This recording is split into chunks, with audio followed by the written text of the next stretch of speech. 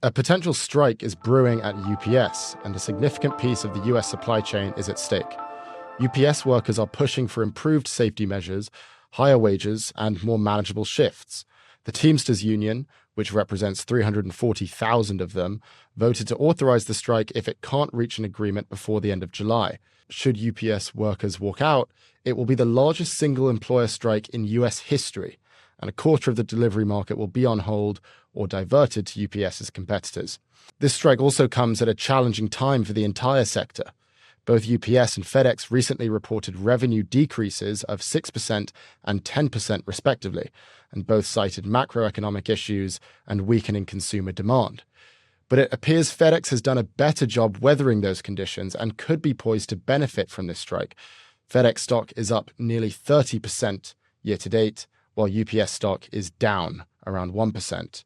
Scott, what's your initial reaction to this news? So the market share of parcel volume for the four biggest players is the United States Postal Service has about a third of the market, 32%, UPS 24%, Amazon 23%, FedEx at 19%. So there's a number of players here, which you would think, okay, do the workers have power? And if they can, it does feel, unlike the writer strike where it's a gift to the studios who all need to recalibrate down their costs because they're in a shitty business right now, mostly chasing Netflix. So they're fine with a pause in spending, a multilateral pause in spending forced by the Writers Guild. It strikes me that there's incentive on both ends here to figure this out. Yeah. Because if my Netflix queue is several hundred hours deep, meaning that Netflix is in no danger. The $12 I give to Netflix a month is not at risk. Yep. If UPS can no longer, pick up and ship stuff for me, that tap gets turned off. I'm not going to continue to pay them. It's not like they can bank shipping capacity. And so it strikes me that there's so much incentive on behalf of everybody to try and figure this out that I would bet this gets solved. And I would imagine maybe the union wants to send a strong message. I remember the last time there was a strike, the union put out all these images of a UPS truck that had flipped over saying, that the scab, the strike busting driver who didn't know what he was doing crashed a semi. But I think this gets figured out, Ed. Do you have any thoughts here?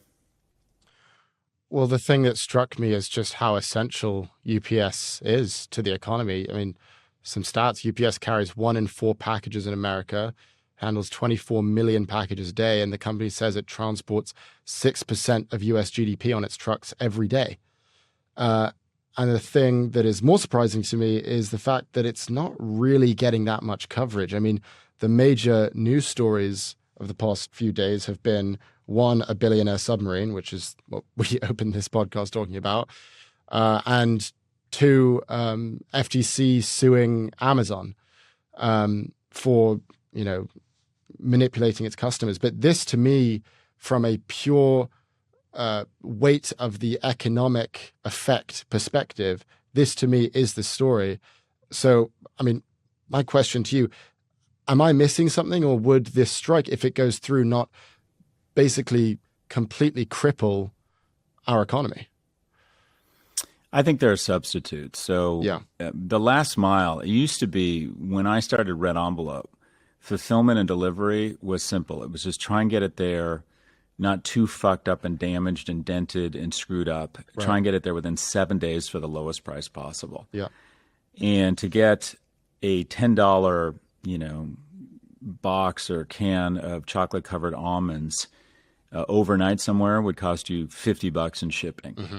And then Amazon came in and basically said shipping is a feature, not a bug. Mm-hmm. And if we offer everyone 48 hours free delivery, it'll be this, we're going to turn operations from a cost center to a point of differentiation.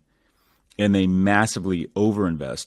And then Bezos zigged while everyone was zagged and made massive investments in last mile delivery.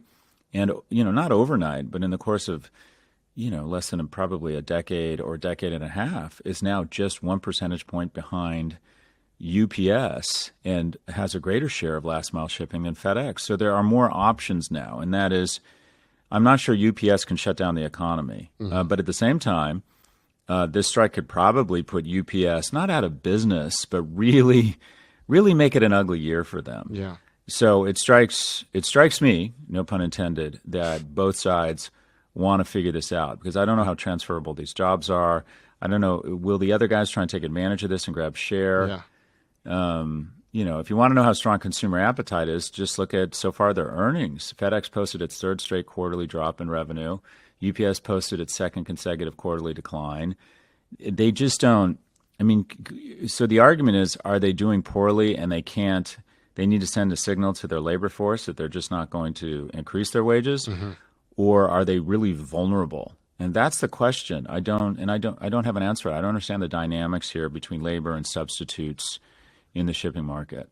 By the way, what was Amazon up to when you were starting Red Envelope? I hadn't really considered the fact that you were basically going head to head with Bezos back in like 99. And what Amazon was doing, I started Red Envelope in 1997. Amazon was selling CDs and books. Yeah. They weren't in this business. I think they were using the same shitty fulfillment we were using. What was Red Envelope's niche? Was it? We did gifts. Everything? We did gifts, Ed. Maybe you should do gift? some research on the person who signs the front of your checks, bitch. Jesus Christ.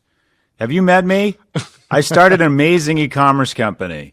It should have been me on a yacht outside of Cannes taking pictures of my girlfriend in a thong. Yeah, that's what I've been interrogating. That should have been me, Ed. That should have been me, Yeah. flying into space with William Shatner. That could have been me. Jeff Bezos is not my astronaut, Ed. Sally Ride 4 days ago, was the first woman to shatter the orbital ceiling.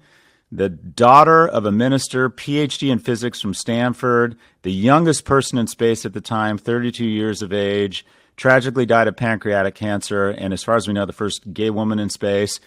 She is my astronaut. She is my astronaut, not Jeff Bezos. But anyway, it's back to 1997. They weren't in fulfillment. They didn't figure that out yet. And just to tie this back to FedEx, I mean, the stock performance of these two companies, UPS is a massive company. It's like almost $150 billion market cap. But the stock performance so far this year has been drastically different. So FedEx is up 34%. That's compared to the S&P 500, which is up 14%. And UPS has declined 1%. How do we account for those differences? What's happening there? So FedEx has made the market likes FedEx's moves in response to the macroeconomic slowdown. The Memphis Giant, I like the way I incorporated that. I made that up. Is combining its express and ground delivery networks into a single business to cut costs. And they've also deployed cost-saving measures that include fewer flight hours, higher rates for shipping to offset the post-pandemic decline in shipping volume. And over the last 10 years, FedEx has raised its dividend by an average of 26 per year compared to UPS's 10% a year. Meanwhile, UPS appears to be stuck dealing with labor negotiations. So FedEx and other carriers have encouraged shippers to switch from UPS for months in order to avoid delays. They're using scare tactics. What if they go on strike? So they're taking advantage of that. Yep. And FedEx appears to be more innovative, or at least that's the reputation they have right now. It's published 29 patents since 2019 compared to UPS's 12. And FedEx just feels more, I hate to use this word, more Tesla-like right now, more kind of, I don't know, more innovative, more resilient, and the market is responding.